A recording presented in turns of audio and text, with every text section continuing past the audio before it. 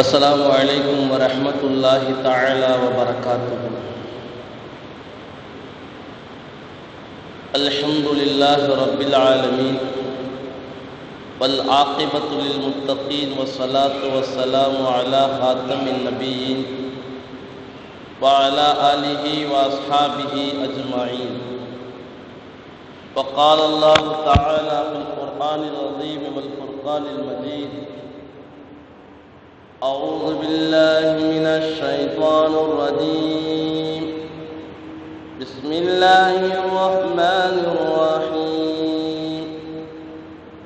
وما آتاكم الرسول فخذوه وما نهاكم عنه فانتهوا واتقوا الله إن الله شديد العقاب. وقال نبينا صلى الله عليه وسلم: قلب الشيخ شاب اثنتين: طول الحياة وكثرة المال.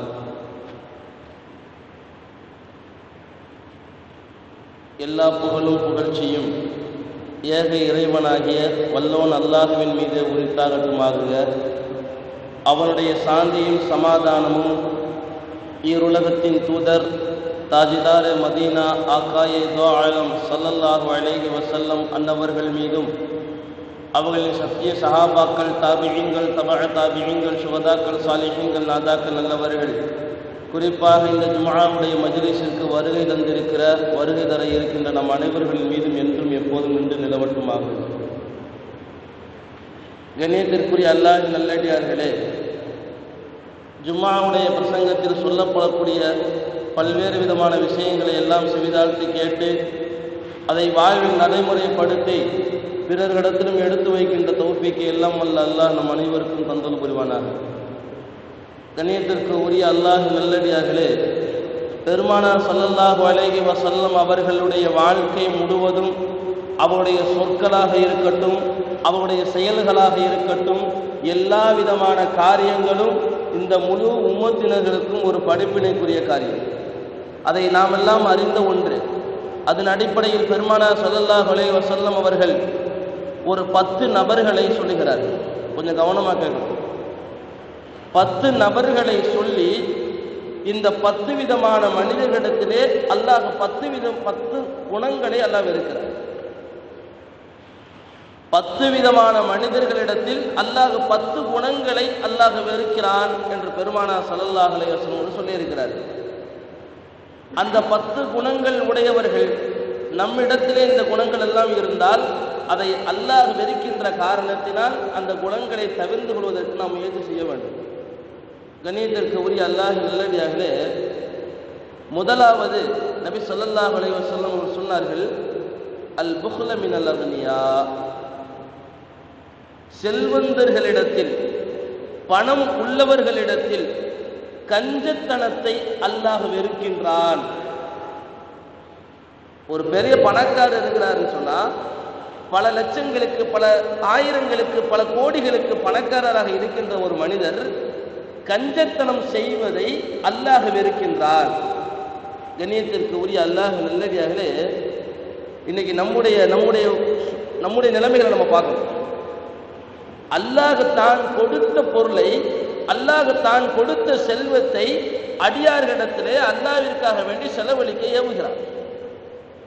தான் கொடுத்த பொருள், மீன் பிடிக்க போறாங்க காலையில, சும்மா ஒரு வெறும் வலையை மட்டும்தான் எடுத்துட்டு போறோம்.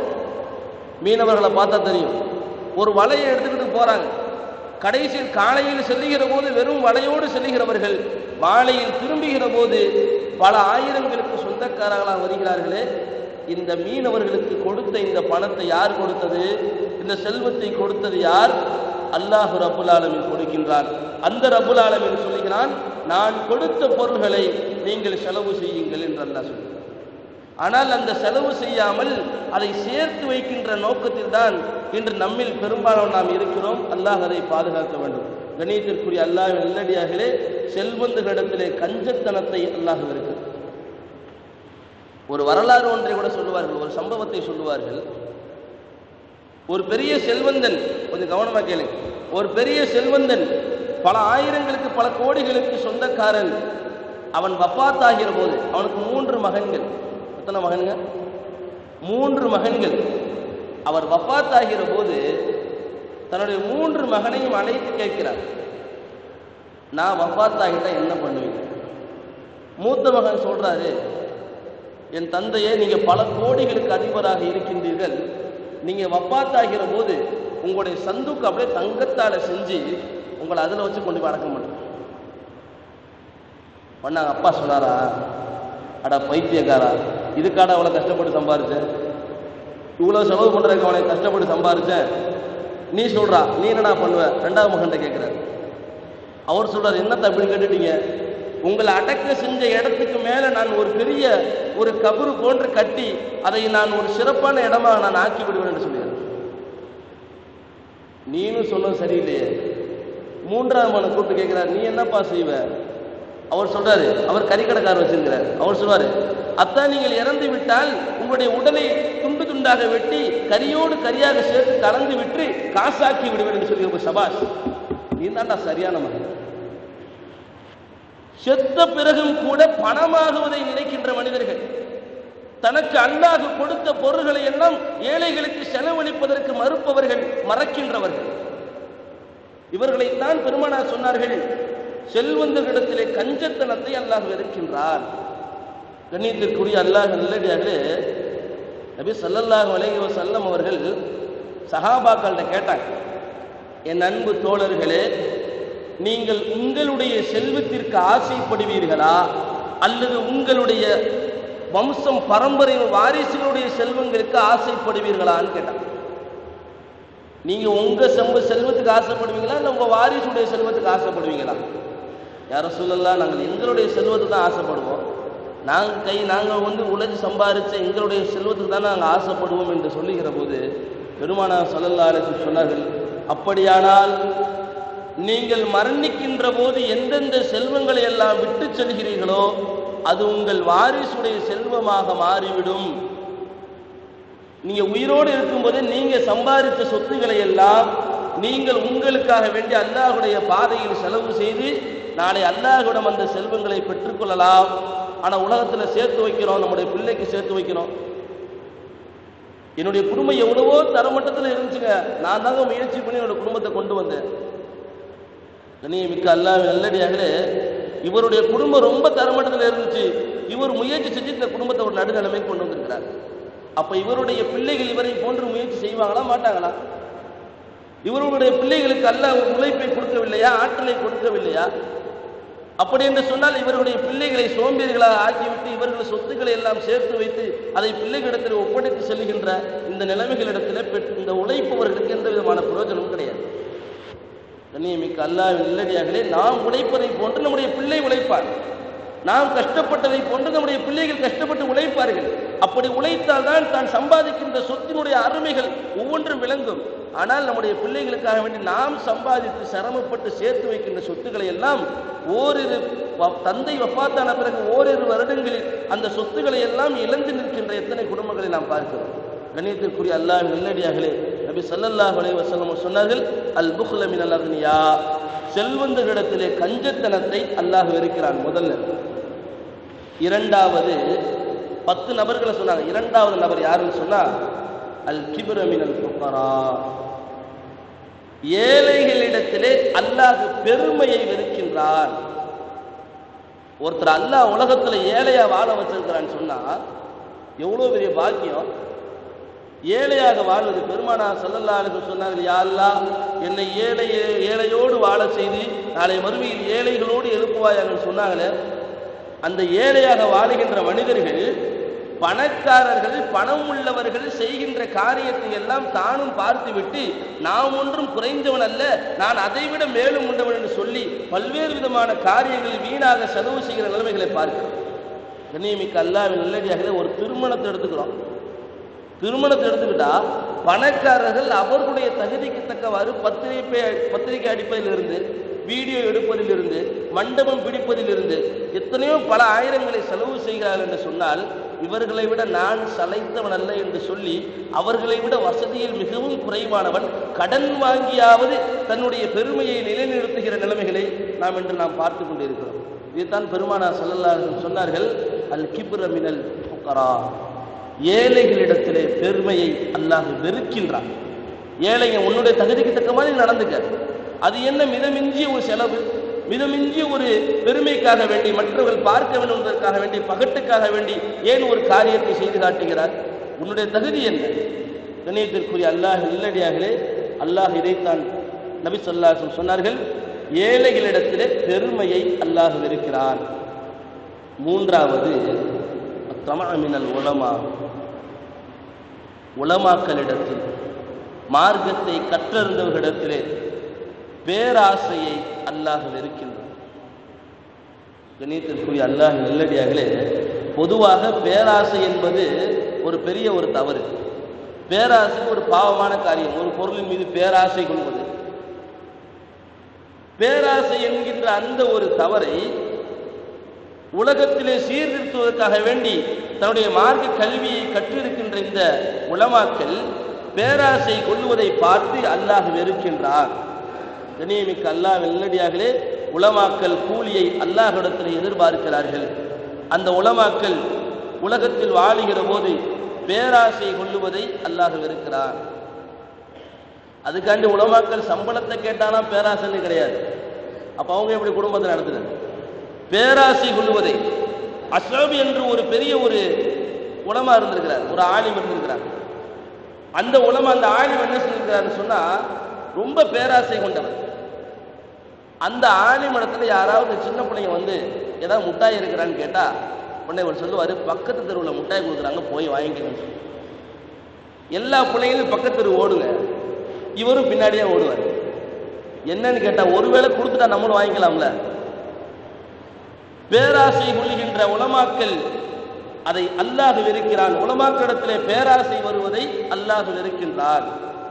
நான்காவது கில்லத்துல் ஹயா மினன் நிசா.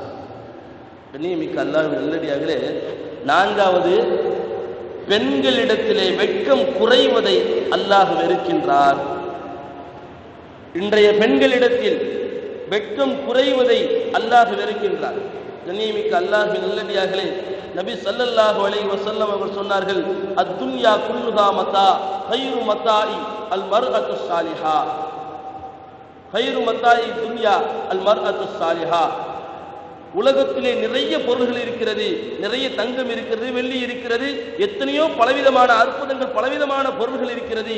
எல்லா பொருள்களையும் விட மிக சிறந்த பொருள் அல் மர்அத்து ஸாலிஹா, சாலிஹான பெண்மணி, நன்னடத்தை உள்ள ஒரு பெண்மணி தான் இந்த உலகத்தில் உள்ள எல்லா வஸ்துக்களை விட சிறந்தவர்கள் என்று பெருமானார் ஸல்லல்லாஹு அலைஹி வஸல்லம். ஆனால் அந்த பெண்மணி தன்னுடைய மானத்தை மறைப்பதை, தன்னுடைய வெட்கமாக வாழுவதை இந்த இஸ்லாம் ஏவுகிறது.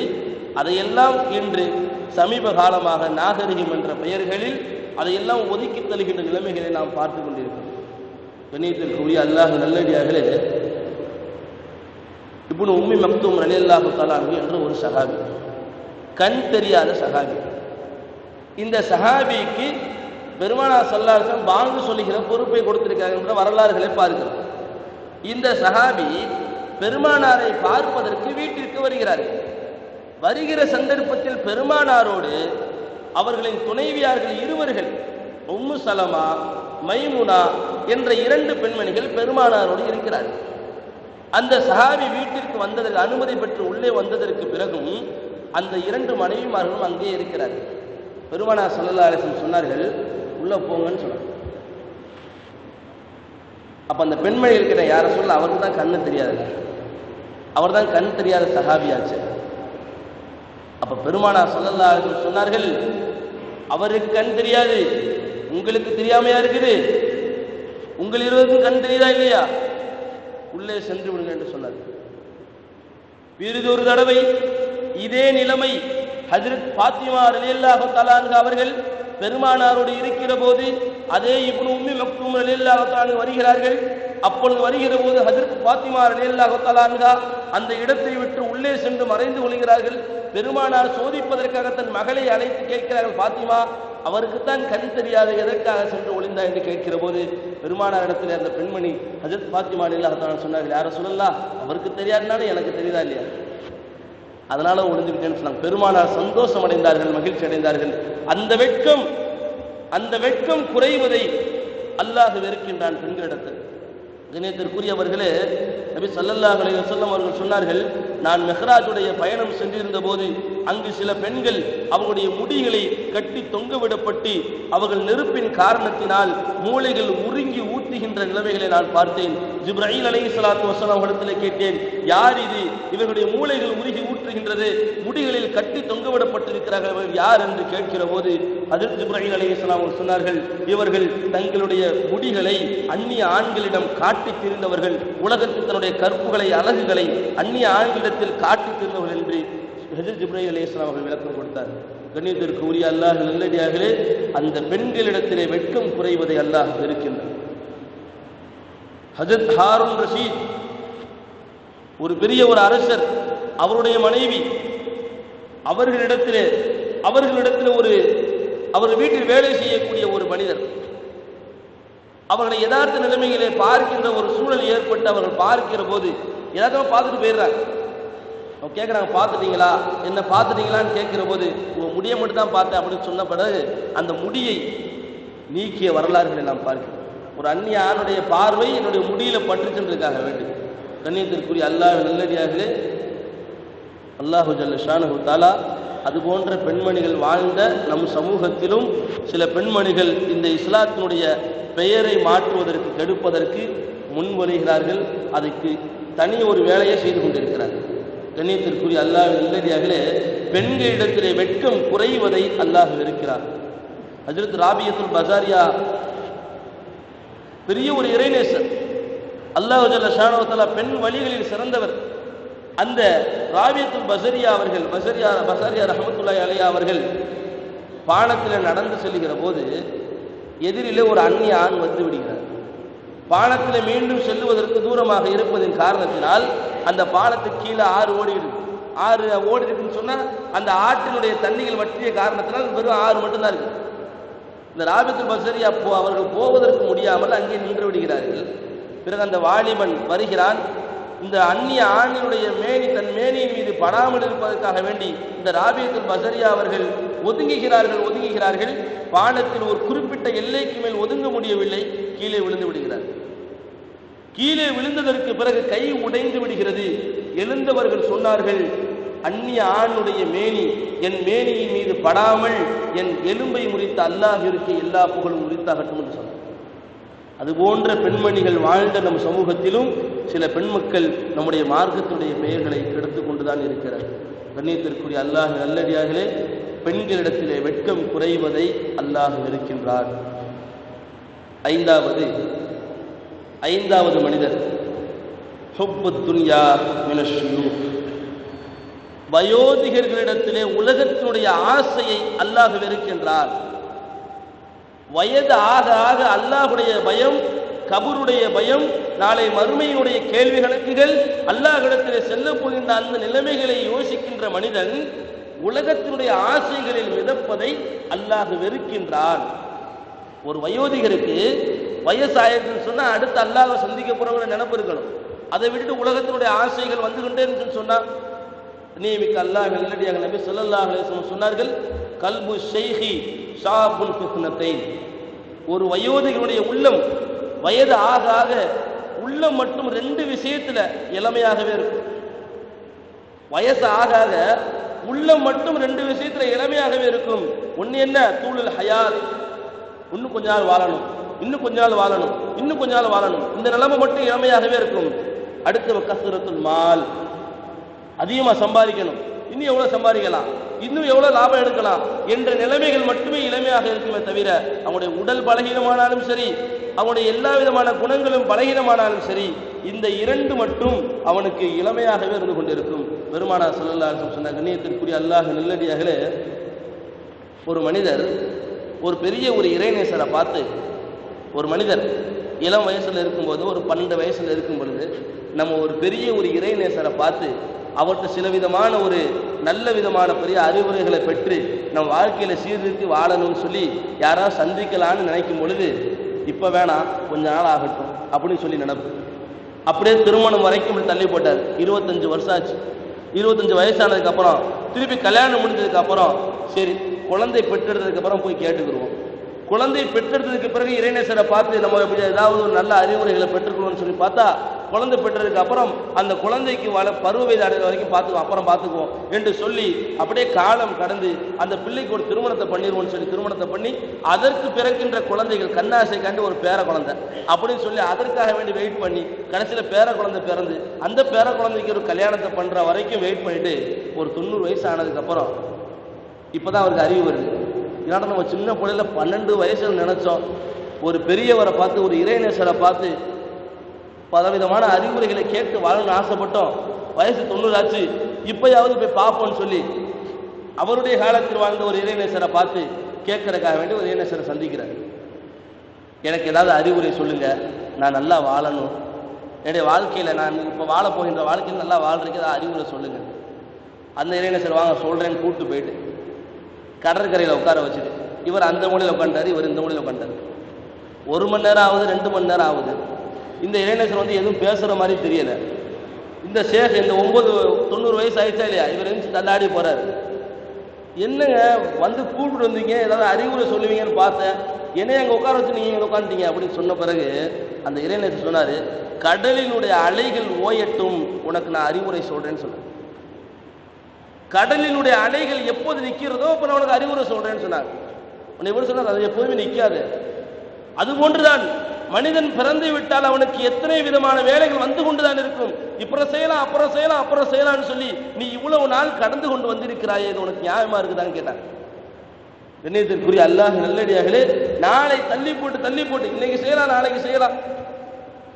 ஹஜ்ஜு செய்யலாமா, 40 வயசுக்கு மேல செஞ்சுக்கலாங்க. ஹஜ்ஜு தாடி வைக்கிறது என்ன, சின்ன வயசுல வைக்கிற ஒரு 50 வயசுக்கு மேல தாடி வச்சுக்கடா, என்னமோ 50 வயசு வரைக்கும் இவருக்கு கேரண்டி கொடுத்து வச்சிருக்கிற மாதிரி.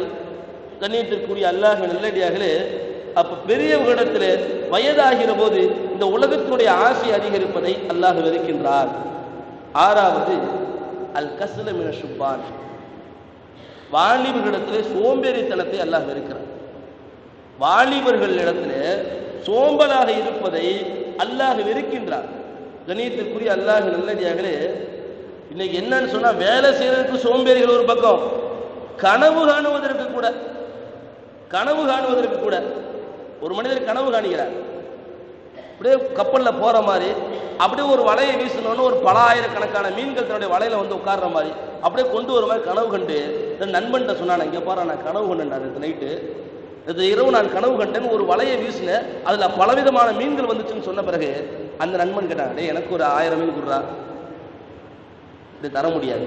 கனவு மீன், கனவுல பார்த்த மீன் அவன் சொல்றான், இவன் கேட்க எனக்கு ஒரு 1000 மீன் கொடுவேன், உன் ஞாபகார்த்தமா, தர முடியாது. ஒரு 100 மீன் தர முடியாது, ஒரு 50 மீன் தர முடியாது. ஓடா நீ என்னடா ஃப்ரெண்டாடா, ஒரு மீன் கேட்டா கூட தர மாட்டேன். அவன் சொன்னானா, டே ஏன்டா ஒரு மீன் கொடுக்காண்டி ஃப்ரெண்டான்னு கேட்குறிய, இதே கனவை நீ படுத்து பார்த்தீங்கன்னா எத்தனை லட்சம் வேணா கனவு மீன் எடுத்துக்கலாம்டா, படுத்து கனவு காணுவது கூட சோம்பேறியா இருக்கிற. கண்ணியமிக்க அல்லாஹ் நல்லடியார்களே, அப்படிப்பட்ட சோம்பேறித்தனத்தில் இன்று நிறைய பேர்கள் தான் படித்த படிப்புக்கு தான் வேலை கிடைக்க வேண்டும் என்று வீட்டிற்கு பாரமாக இருக்கின்ற இளைஞர்கள் எத்தனையோ பேர்கள். கண்ணியத்திற்குரிய அல்லாஹ் நல்லடியார்களே, தன்னுடைய சோம்பலை வெளிப்படுத்த முடியாமல் பல்வேறு விதமான காரணங்களை சொல்லி உலாவித் திரிகின்ற இளைஞர்கள். அல்லாஹு ஜல்ல ஷானஹு தஆலா இளைஞர்களிடத்திலே சோம்பல் தனத்தை அல்லாஹ் வெறுக்கின்றார். ஒருத்தன் எங்கெங்கேயோ வேலை தேடி பார்த்தா வேலை கிடைக்கல, கடைசியில் இப்பயாவது வேலை கிடைச்சணும்னு சொல்லி வெளியே போய் நிற்கிறா. ஒருத்தர் என்ன கடை தூக்க முடியாமல் பஸ் ஸ்டாண்ட்ல தூக்கிட்டு வர்றாரு. தூக்கிட்டு வந்தவர் சொல்றாரு, தம்பி இந்த எண்ணெய் கிணை வீட்டு வரைக்கும் கொண்டு வந்தா உனக்கு ஒரு 10 ரூபா தரேங்கிறார். உடனே இவர் என்ன செய்யறாரு, அப்படியா 10 ரூபாயா, சரி நான் தூக்கிட்டு வரேன்னு சொல்லி அந்த எண்ணெய் கிணை தூக்கி தலையில வச்சுக்கிட்டு வீட்டு வரைக்கும் கொண்டு வரேன்னு நடந்து வந்துருக்காரு. நடந்து வந்துகிட்டு இருக்கும்போது ஒரு கற்பனை, இப்போ ஒரு 10 ரூபா கொடுப்பாரு, எண்ணெய் கிணை வீட்டில் வச்சோன்னா ஒரு 10 ரூபா கொடுப்பாரு, அந்த 10 ரூபாய்க்கு ஒரு 4 முட்டை வாங்கலாம், அதோட நிப்பாட்டிக்கணுமா இல்லையா? 4 முட்டையை வாங்கி ஆம்லேட் போட்டிருக்கலாம், அதோட முட்டிருக்கணும். 4 முட்டையை வாங்கி அடை வச்சு அதில் குஞ்சு பொறிச்சு அந்த குஞ்சுகளை கோழி பண்ணையாக்கலாம், கோழி பண்ணை அப்படியே ஆட்டு பண்ணை ஆக்கிடலாம், ஆட்டு பண்ணை அப்படியே மாட்டு பண்ணை ஆக்கிடலாம். இப்படி என்ற ஒரு கற்பனை அப்படியே வளர்ந்துக்கிட்டே போகுது. கடைசியில் நம்ம ஒரு பெரிய பணக்காரன் ஆயிரும், இந்த ஊர்ல ஒரு பெரிய பணக்காரன் ஆயிரும். நம்மகிட்ட இந்த ஊர்ல இருக்கக்கூடிய பல்வேறு பணக்காரர்கள் நம்மகிட்ட வந்து சம்பந்தம் வச்சுக்கிடுவாங்க. நம்ம கடைசியில் ஒரு பெண்ணை கல்யாணம் பண்ணிக்கிட்டு அந்த பெண்ணுக்கு ஒரு குழந்தை பிறக்கும், அந்த குழந்தைய ஆண் குழந்தையா பிறக்கும். அதையும் நிறைய பேர் பார்ப்பாங்க. என்னுடைய குழந்தைய நான் ஆசையா கட்டிப்பிடி முத்தம் கொஞ்சம் கீழே கொடுந்தா என்னைக்கு கீழே உடஞ்சிச்சு. அவர் பார்த்தார், என்னைக்கு இருந்தாரு, என்னடா தூக்கிட்டு நம்ம ஏன்டா கீழே போட்ட, 1000 ரூபாய் என்னைக்கு எனக்கு போச்சுடா அப்படிங்கிறாரு. இவன் சொல்றான், போயா உனக்கு 1000 ரூபாயா போச்சு, எனக்கு ஆட்டு பண்ண போச்சு, கோழி பண்ண போச்சு, மாட்டு பண்ண போச்சு, எஸ்டேட் போயிருச்சு, பெரிய பெரிய பணக்காரங்களுடைய தொடர்பெல்லாம் போயிடுச்சு. இப்படி கற்பனையில் மிதப்புவதும் இப்படி சோம்பேறித்தனத்திலே வாழ்வதையும் அல்லாஹ் ஜல்ல ஷானஹு தஆலா வெறுக்கின்றார். கண்ணியத்திற்குரிய அல்லாஹ் நல்லடியார்களே, நபி ஸல்லல்லாஹு அலைஹி வஸல்லம் அவர்கள் மக்காவில் இருந்தார்கள். மதீனாவிற்கு ஹிஜ்ரத் செய்து செல்லுகிற போது வயது 53 வயசு வரைக்கும் மக்கால தான் இருந்தாங்க. மதீனாவுக்கு போகவே இல்லை. ஆனால் மதீனாவிற்கு ரசூலுல்லாஹ் போகிற போது அங்கே இஸ்லாம் பரவி இருந்தது. காரணம் என்ன? முஸ்அப் இப்னு உமைர் ரலியல்லாஹு தஆலா அன்ஹு, அந்த சஹாபி பெரிய பணக்காரர், பெரிய சொத்துக்கு பணக்காரர், மக்காவில் இருந்தார். மக்காவில் அந்த சஹாபி என்ன செய்யறாருன்னு சொன்னா, தன்னுடைய தாயிட்ட சொல்றாரு, அம்மா இஸ்லாத்துக்கு வந்துருங்க, நம்ம இஸ்லாத்துக்கு போயிடுவோம்னு சொல்லி தன்னுடைய தாயிட்ட தன்னுடைய தந்தைட்ட சொல்றாரு. அவங்க தந்தை தாய் சொல்றாங்க, நீ முஸ்லீம் ஆகிட்ட என்னுடைய சொத்துல உனக்கு எந்த பங்குமே கிடையாது. அந்த சஹாபி என்ன செய்யறாரு, எனக்கு சொத்தே தேவையில்லை, எனக்கு இஸ்லாம் தான் முக்கியம்னு சொல்லி மக்காவை விட்டு மதீனாவிற்கு சென்று ரசூல்லா வருவதற்கு முன்பதாகவே இஸ்லாத்தை எடுத்து சொல்லி அங்கு பாதி நபர்கள் இஸ்லாத்தில் இருக்கிறார். ரசூல்லா இன்னும் மதீனாவுக்கே போகல. ஆனால் ரசூலுல்லாஹுடைய அந்த வேலையை இவர்கள் அங்கு செய்து, அந்த இளம் பருவத்திலே செய்து அங்கிருப்பவர்கள் எல்லாம் இஸ்லாத்தை ஏற்றார்கள். அப்பேற்பட்ட முஸ்அப் இப்னு உமைர் கடைசியில் மரண தருவாயில் இருக்கிற போது, போர்க்களத்தில் கிடைக்கிற போது, அவர்களுடைய ஷஹீதான உடம்பை எடுத்து அடக்கம் செய்கிற போது போர்த்துவதற்கு துணி இல்லை. தலையை மூடினால் கால் தெரிகிறது, காலை மூடினால் தலை தெரிகிறது. இப்பேற்பட்ட பெரும் செல்வத்துக்கு சொந்தக்காரர் முஸ்அப் இப்னு உமைர் கடைசி நேரத்தில் இஸ்லாத்திற்காக வேண்டி உயிரை விட்ட சம்பவத்தை எல்லாம் பார்க்கிறோம். அப்படியே சொன்னா அவங்க தன்னுடைய இளமை பருவத்தை எப்படி கழிச்சிருப்பாங்க? அந்த இளைஞர்களிடத்திலே அல்லாஹ் ஜல்ல ஷானஹு சோம்பலை வெறுக்கிறார். 7வது, அரசர்களிடத்திலே அநீதத்தை அல்லாஹ் வெறுக்கிறார். ஒரு ஆட்சி அதிகாரம் கொடுக்கப்பட்டவர்கள் அநீதமாக நடப்பதை அல்லாஹ் வெறுக்கின்றான். பணக்காரர்கள் என்று சொன்னால் அவர்களுக்கு ஒரு தரமாக தீர்ப்பு வழங்குவது, ஏழை என்று சொன்னால் அவர்களுக்கு ஒரு தரமாக தீர்ப்பு வழங்குகின்ற இந்த ஒரு அநீதத்தை அல்லாஹ் வெறுக்கிறார். கண்ணியத்திற்குரிய அல்லாஹ் நல்லடியார்களே, நம்ம நீதம்னு சொன்னாவே உமர் ரலியல்லாஹு தஆலா அன்ஹு அவங்க தான் நம்ம என்ன செய்வோம், எக்ஸாம்பிளுக்கு எடுத்துக்கணும். அந்த உமர் ரலியல்லாஹு தஆலா அன்ஹு அவர்கள் மஸ்ஜித் நபவி, பெருமானார் ஸல்லல்லாஹு அலைஹி வஸல்லம் அவர்கள் நிறுவிய அந்த மஸ்ஜித் நபவியை இடப்பற்றாக்குறை காரணமாக விசாலப்படுத்துவதற்காக வேண்டி மக்கள்கிட்ட கேட்டாங்க. அப்ப விசாலப்படுத்துகிற போது அங்க பக்கத்தில் பக்கத்தில் இருந்த அந்த அப்பாஸ் ரலியல்லாஹு தஆலா அவங்கள்ட்ட போய் கேட்குறாங்க, உங்களுடைய இடம் பக்கத்தில் இருக்குது, விசாலப்படுத்தணும், அல்ல உங்க இடத்த கொடுங்க பள்ளிவாசலுக்காண்டி. அவர் சொல்றாரு, என்னால் கொடுக்க முடியாது. ஏனென்று சொன்னால் அப்பாஸ் ரலியல்லாஹு தஆலா உமர் ரலியல்லாஹு எப்பவுமே பிடிச்சிக்காரு. அவங்க சொல்றாங்க, என்னால் கொடுக்க முடியாது, நீ கொடுத்துதான் ஆகணும் அப்படின்னு சொல்றாங்க. இல்லை நான் கொடுக்க முடியாது. 2 பேருக்கு பிரச்சனை. ஒரு ஹலீஃபாவுக்கே பிரச்சனை வருகிற போது தீர்த்து வைப்பதற்கு ஆளை தேடுகிறார்கள். ஹஜ்ரத் உபய் இப்னு கஅப் ரலியல்லாஹு தஆலா. அந்த உபய் இப்னு கஅப் ரலியல்லாஹு தஆலா அவர்களிடத்தில் கொண்டு போய் இந்த விஷயத்தை சொல்றாங்க. இந்த மாதிரி ஹலீஃபாவுக்கு உங்களுக்கு பிரச்சனை, அப்பாஸ் கூப்பிட்டு விசாரிச்சுட்டு ஹலீஃபா அந்த உபய் இப்னு கஅப் ரலியல்லாஹு தஆலா சொல்லுகிறார்கள், உமர் ரலியல்லாஹு தஆலா பாதகமாக தீர்ப்பு கொடுக்குறாங்க. அவர் கொடுத்தாதான் உங்களால் கட்ட முடியும், அவர் கொடுக்காட்டி உங்களால் கட்ட முடியாது. உமர் ரலியல்லாஹு கோபம் அதிகமாயிடுச்சு. எதை வைத்து தீர்ப்பு சொன்னீர்கள்? குர்ஆனை வைத்து தீர்ப்பு சொன்னீர்களா, இல்லை ஹதீஸை வச்சு தீர்ப்பு சொன்னீர்கள்? அந்த உபய் இப்னு கஅப் ரலியல்லாஹு தஆலா சொன்னார்கள், நான் ஹதீஸை வைத்து தான் தீர்ப்பு சொன்னேன். பைத்துல் முகத்தஸ் பள்ளிவாசலை சுலைமான் அலைஹிஸ்ஸலாம் அவர்கள் விரிவுபடுத்துகிற போது காலையில் விரிவுபடுத்தி கட்டுவார்கள், மாலையில் வருகிற போது அந்த பள்ளிவாசல் அவர் கட்டிய இடமெல்லாம் இடிந்து விழுந்திருக்கும். மீண்டும் கட்டுவார்கள், மறுநாளும் இடிந்து விழுந்திருக்கும். இப்படியே பார்த்தார்கள். சுலைமான் அலைஹிஸ்ஸலாம் அல்லாஹ்விடத்தில் கையேந்தினாங்க, யா அல்லாஹ், நான் என்னுடைய வீட்டை கட்டவில்லை, உன்னுடைய கோட்டையை கட்டுகிறேன் யா அல்லாஹ், ஆனால் தினமும் இடிந்து விழுகிறது, காரணம் என்ன என்று கேட்கிற போது அல்லாஹ் சொல்கிறான், அந்த இடத்துல கட்டுறீங்களே, அந்த இடத்தினுடைய அனுமதியை வாங்கி கட்டுனீங்களா? அந்த இடத்துடைய சொந்தக்காரர் இடத்தை வாங்கி கட்டினீங்களா, யாருடைய இடத்துல கட்டுறீங்க, விரிவுபடுத்துறீங்கன்னு சொல்லி அல்லாஹ் கேட்டதற்கு பிறகு ஹஜ்ரத் சுலைமான் அலைஹிஸ்ஸலாம் அவர்கள் அந்த இடத்துக்கு உரிமையான இடத்துல சென்று அனுமதி பெற்று வாங்கியதற்கு பிறகு அந்த இடத்துல கட்டினாங்கன்னு சொல்லி ஹதீஸ்ல ரசூலுல்லாஹி ஸல்லல்லாஹு அலைஹி வஸல்லம் சொன்னது உங்களுக்கு ஞாபகம் இல்லையா? அதை வச்சுதான் சொன்னேன்னு சொன்னாங்க. இவர் கொடுக்காதவரை உங்களால் கட்ட முடியாது.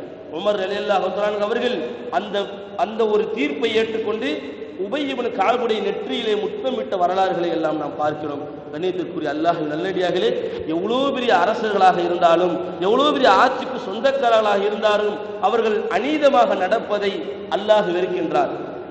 அடுத்து 8வது, போர் வீரர்களிடத்திலே கோழைத்தனத்தை அல்லாஹ் வெறுக்கிறார். ஒரு போர் வீரன்ட்ட கோழைத்தனத்தை அல்லாஹ் வெறுக்கிறான். புறமுதுகிட்டு ஓடுவதை அல்லாஹ் வெறுக்கின்றார். கண்ணியத்திற்குரிய அல்லாஹ் நல்லடியார்களே, நபி ஸல்லல்லாஹு அலைஹி வஸல்லம் அவர்கள் ஹுனைன் போர்க்களத்தில் நிற்கின்றார்கள். ஹஜ்ரத் அலி ரலியல்லாஹு தஆலா அவர்கள் ரசூலுல்லாஹ்வுடைய குதிரையினுடைய ஒரு கடிவாளத்தை பிடித்திருக்கிறார்கள். அபூ சுஃபியான் அவர்கள் இன்னொரு கடிவாளத்தை பிடித்திருக்கிறார்கள். ஆனால் ரசூலுல்லாஹ் சொல்கிறார்கள், நான் அப்துல் முத்தலிஃபினுடைய மகன், என்னை தடுக்காதீர்கள் என்று வெறும் கோபத்தோடு சொல்கிறார். அவ்வளவு பெரிய அவர்கள் குதிரையை கூட கட்டுப்படுத்த முடியல ஹஜ்ரத் அலி ரலியல்லாஹு தஆலா. கண்ணியமிக்க அல்லாஹ்வின் எவ்வளவு பெரிய வீரமாக இருந்திருப்பார்கள் பெருமானார் ஸல்லல்லாஹு அலைஹி வஸல்லம். அலி ரலியல்லாஹு தஆலா அவர்கள் மட்டும் சாதாரணமா, ஹஜ்ரத் அலி ரலியல்லாஹு தஆலா அவர்களிடத்திலே ஒரு மனிதர் அந்த போர்க்களம் மதீனாவை சுத்தி குழி தோண்டப்பட்டது. மதீனாவை சுத்தி குழி, அகல் பெரிய அகலை தாண்டி குதிரை கூட வர முடியாது, அவ்வளவு பெரிய அகலை தோண்டப்பட்டிருக்கிறது.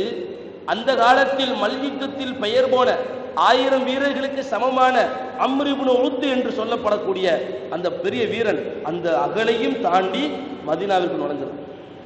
அகலையும் தாண்டி மதீனாவிற்கு நுழைஞ்சு பெருமானார் இருக்கின்ற அந்த சபைக்கு முன்னதாக சென்று பெருமானார் என்னை எதிர்ப்பதற்கு யாரும் இங்க ஆள் இருக்கீங்களா? பெருமானார் ஸல்லல்லாஹு அலைஹி வஸல்லம் அமைதியா இருக்கிறாங்க.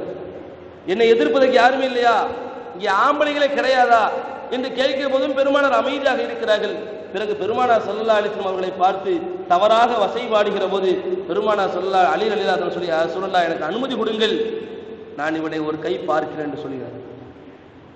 பிறகு பெருமானார் ஸல்லல்லாஹு அலைஹி வஸல்லம் அவர்கள் தன்னுடைய தலைப்பாகையை கழட்டி ஹஜ்ரத் அலி ரலியல்லாஹு தஆலா அவர்கள் கட்டிவிட்டு சொன்னார்கள், அலியின் கர்ரார் கைரு ஃபர்ரார், அலி தரமானவர், அவர் விரண்டோடுவது என்பது அவருடைய சரித்திரத்தில் கிடையாது என்று சொல்லி தலைப்பாகையை கட்டி அனுப்பிவிடுகின்றார்கள். அலி ரலியல்லாஹு தஆலா இருக்கிறது 4 அடி 5 அடி தான் இருப்பாங்க. ஆனா அம்ர் இப்னு உத் இருக்கிறதோ 8 அடி 10 அடி இருக்கிறான். அம்ர் இப்னு உத் பார்த்துட்டு சொல்றான், நீ பொடி பையனா இருக்கிற, ஒழுங்கா ஓடி போய் உன்னை உயிரோட விட்டுற.